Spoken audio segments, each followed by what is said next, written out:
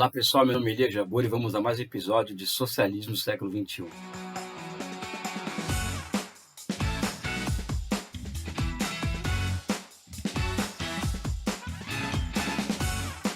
Hoje aqui eu vou confessar aqui uma inquietação teórica que eu tenho tido nos últimos meses, isso tem pego comigo, né? Que é como chegar ao socialismo. Eu fiz um programa, inclusive, de aproximação com esse tema, quando eu coloquei aquela velha pergunta se tal coisa é socialista ou se tal coisa é capitalista. Eu acredito que essa pergunta, por exemplo, a China é socialista ou capitalista, não é uma pergunta que é da tradição marxista, ou seja, a tradição marxista da percepção da síntese de combinações de formas históricas anteriores e tal, e mesmo que poderiam chamar de contemporaneidade não coetânea, ou seja, formas históricas de produção histórica de épocas históricas diferentes, mas que convivem no mesmo espaço geográfico territorial. É a combinação disso gerando, vamos dizer assim, uma formação social particular, cuja, entre aspas, classificação se daria a partir do que prevalece, ou seja, no caso da China, a orientação socialista daquela formação econômico-social reside no fato do poder político do Partido Comunista, que tem um poder de novo tipo, e também pelo domínio da propriedade pública dos meios de produção sobre os setores estratégicos da economia, ou seja, aqueles setores que geram efeitos de encadeamento da economia, ou seja, é uma economia que o setor privado não joga esse papel como joga nos países capitalistas. Isso tem me levado a me perguntar como tratar o socialismo. Não estou falando de como tratar o socialismo como um modo de produção ou uma transição, não. Como tratar o socialismo diante de uma realidade em que ele surge e emerge como expressão da combinação de diferentes modos de produção? É uma pergunta teórica que não vou responder aqui em 10 minutos, vou apenas passar algo que tem passado pela minha cabeça.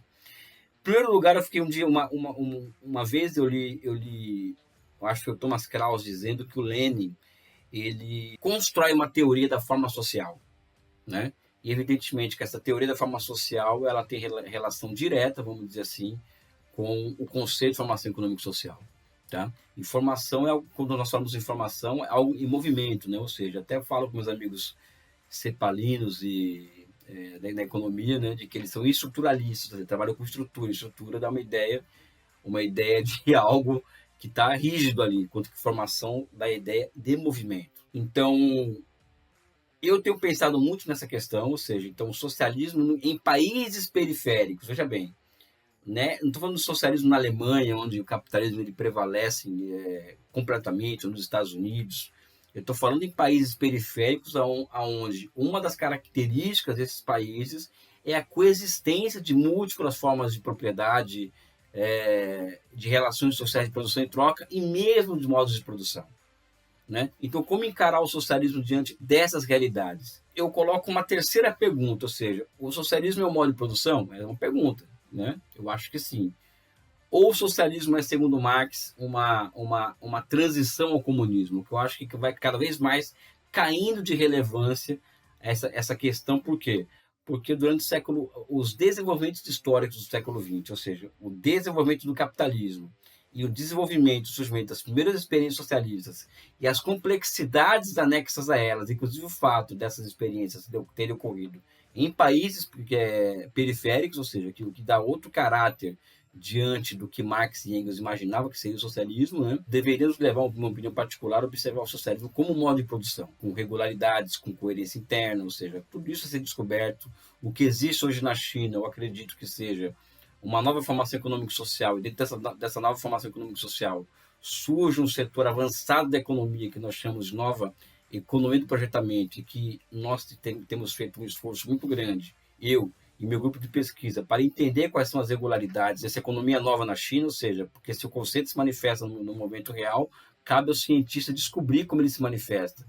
E ao descobrir como ele se manifesta, nós acabamos que lidando com a tarefa de reconhecer as suas regularidades e a sua coerência interna, como nós dizemos aqui. Ou seja, não é uma tarefa fácil juntar teoria e história, né? Por isso que é muito mais fácil chamar a China de capitalismo de Estado do que outra coisa, porque quando você chama aquilo de capitalismo de Estado, você foge, por exemplo, da necessidade de fundir sujeito e objeto. Então, agora que a China, diante de várias transformações, as pessoas estão falando, muitos marxistas, enfim, até neoclássicos, de um novo capitalismo de Estado, que é um absurdo conceitual completo, enfim, já tratei disso várias vezes assim na minha vida aqui mesmo com vocês.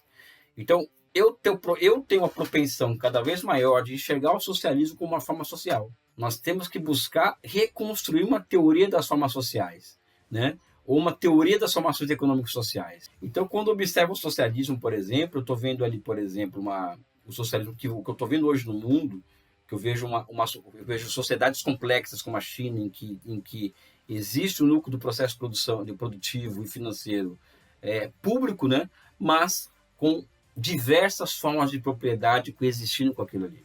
E evidentemente que a combinação de tudo aquilo gera uma forma social diferente. E essa forma social diferente, ela é algo que pode ser chamado, no livro nosso China, o Socialismo do Século XXI, como um embrião de socialismo. Tem um amigo meu de Hong Kong, que mora na Inglaterra, que ele fala o seguinte, né? Durante muito tempo eu falava que o socialismo é um bebê na história.